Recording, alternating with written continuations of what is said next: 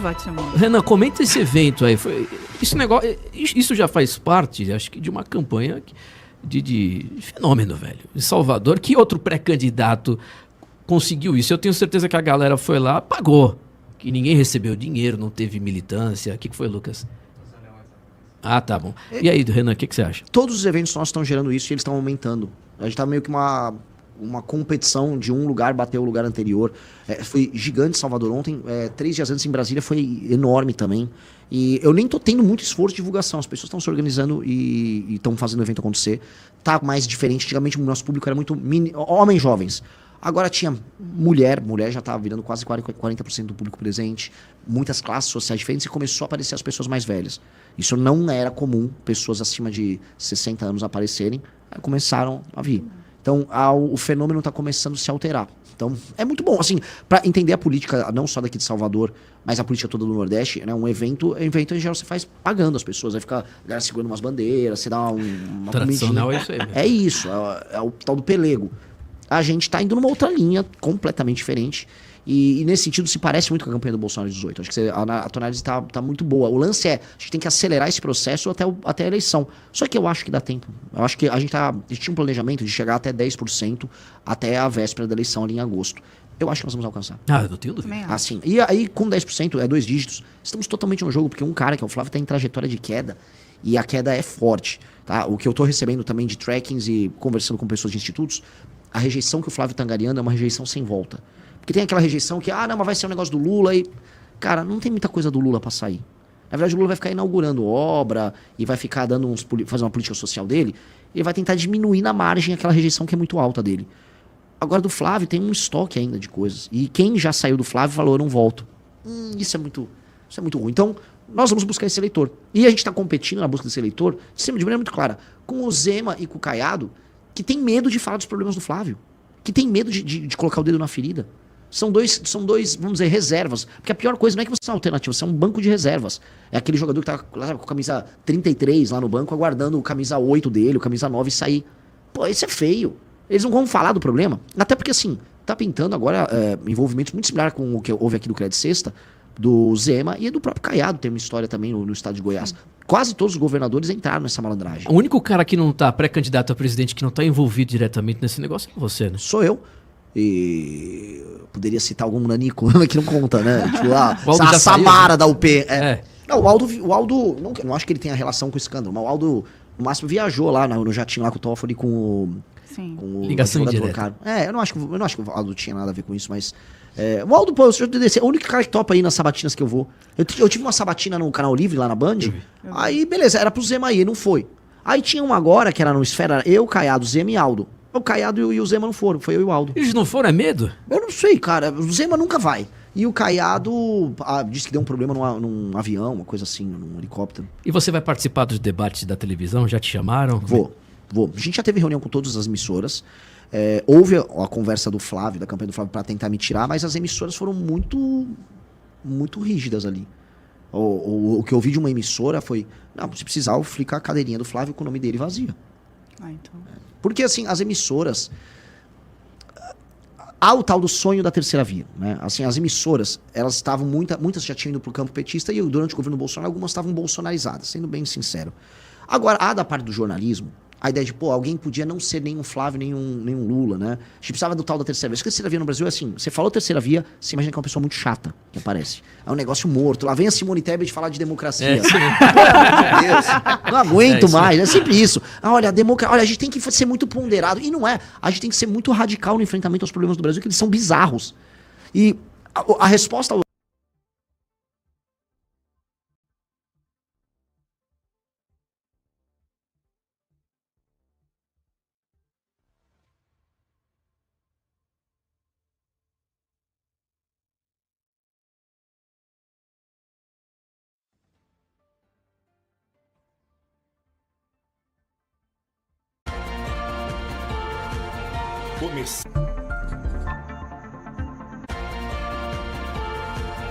Começando o seu dia com as principais notícias, comentários, entrevistas e a sua participação.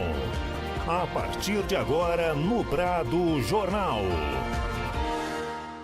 Acho que são 9h37, tá normal agora? Alguma sabotagem, parece que tá normal, né?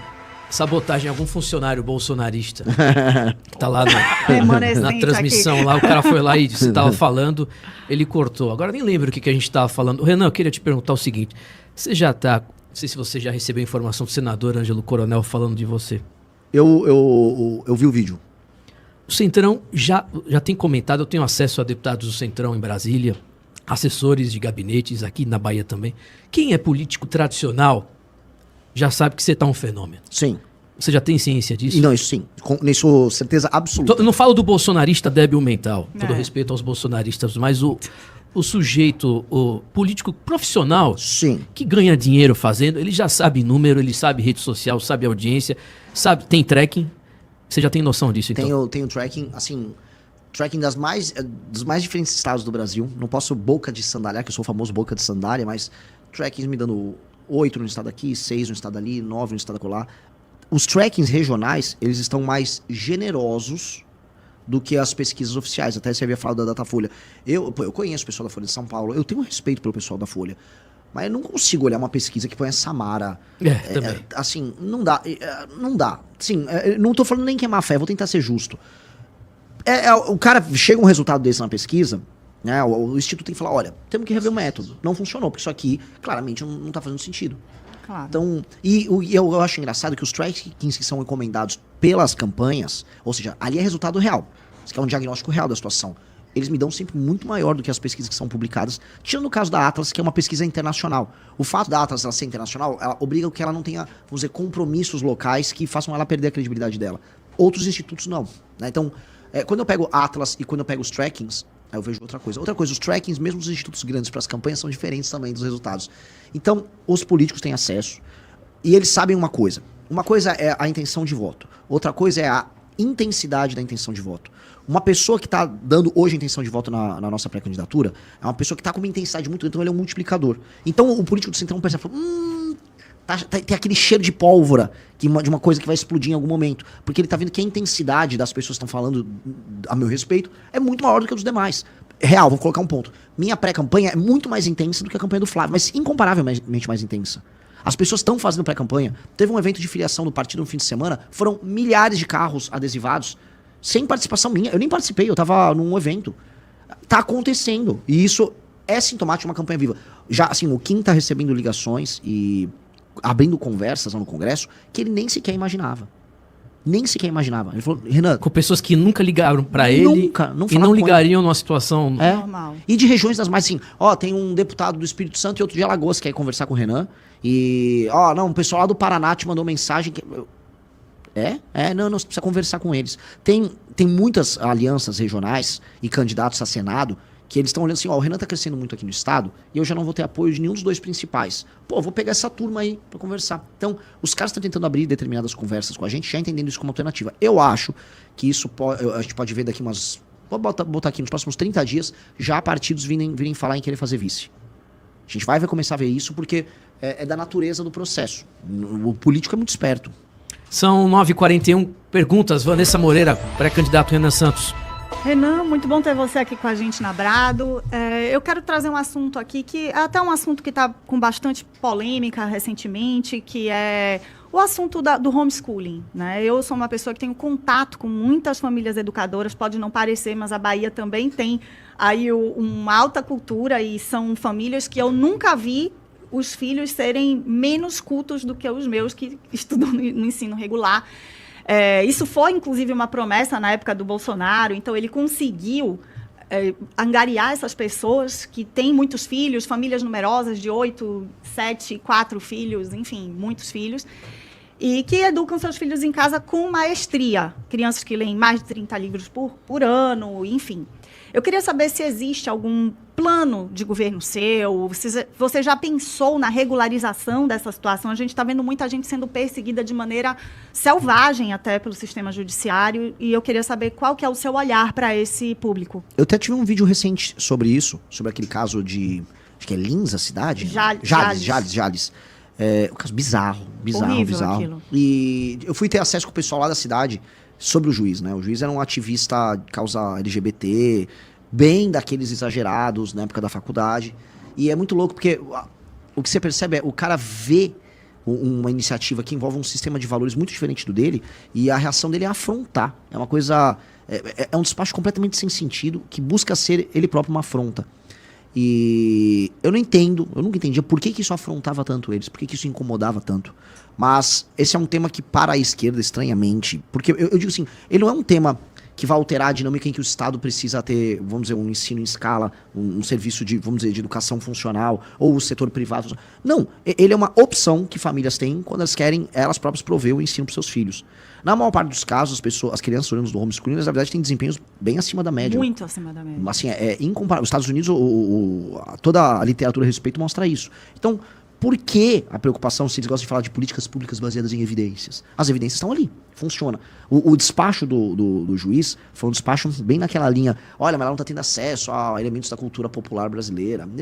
É tão caricato, né, citar o funk como elemento da cultura popular brasileira. Parece que o cara que é tipo um vilão de filme, sabe? O cara, tipo, é sério que o cara fez isso? Ele se transformou num meme no despacho.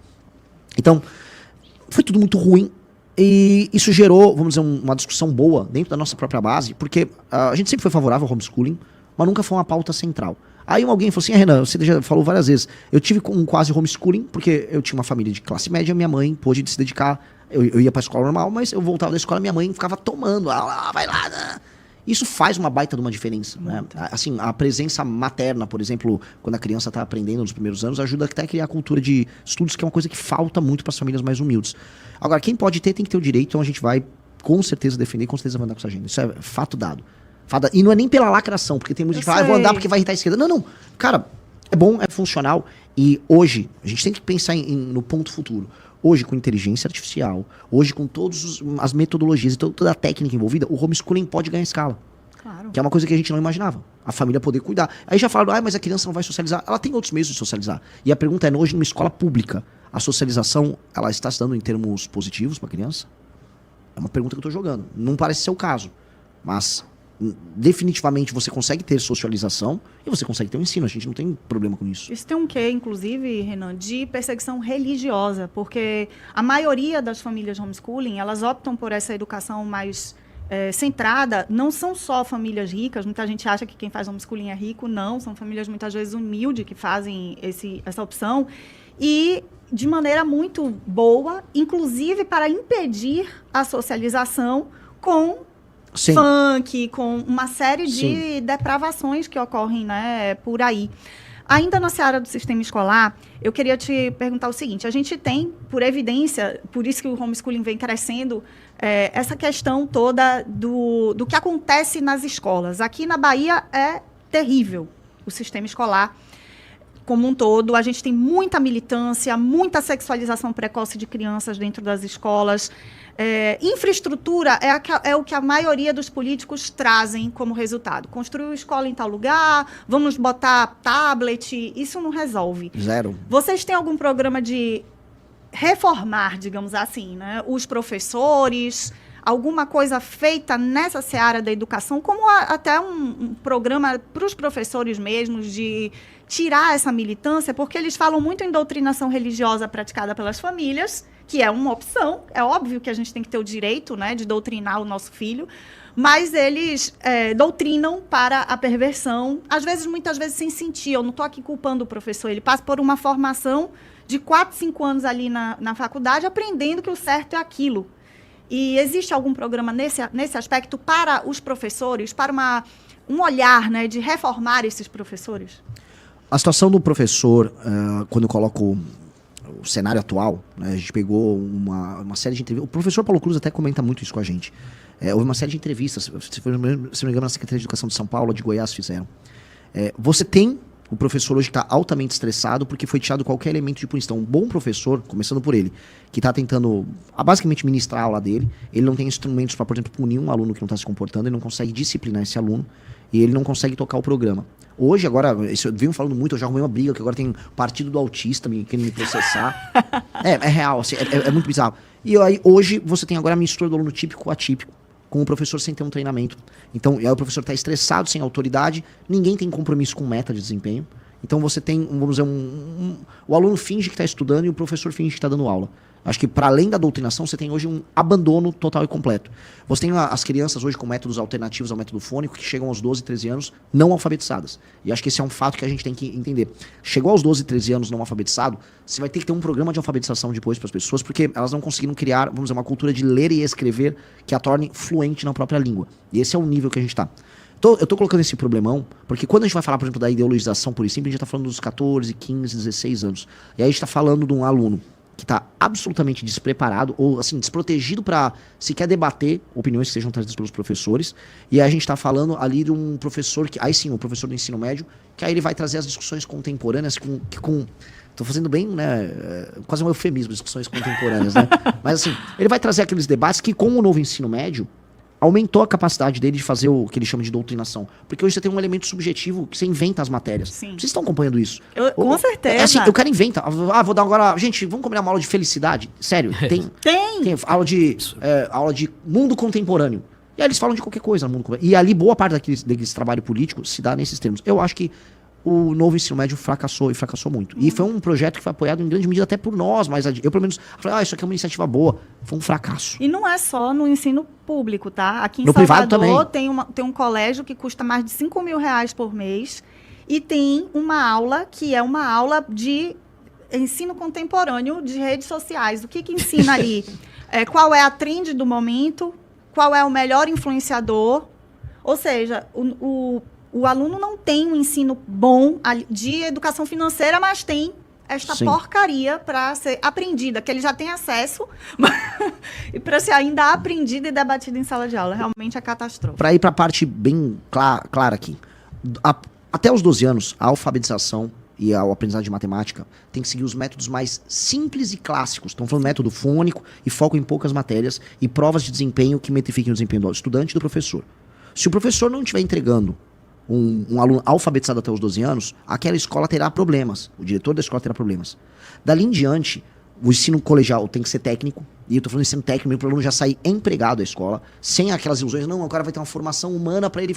Cara, na escola pública, vamos formar agora o cara sabendo ler, escrever e apto a ter um emprego. E aí, o professor que vai querer ter o estímulo para fazer aquela doutrinação, ele vai estar trocando, bater a meta dele por fazer a doutrinação. Eu não sei como proibir certos elementos de doutrinação, porque vou ter que gravar, começa a entrar numa discussão bizantina. Mas se eu punir o professor pelo baixo desempenho do aluno, ele vai ter que gastar o tempo dele cumprindo as matérias dele. E eu acho que o caminho tem que ser nessa direção.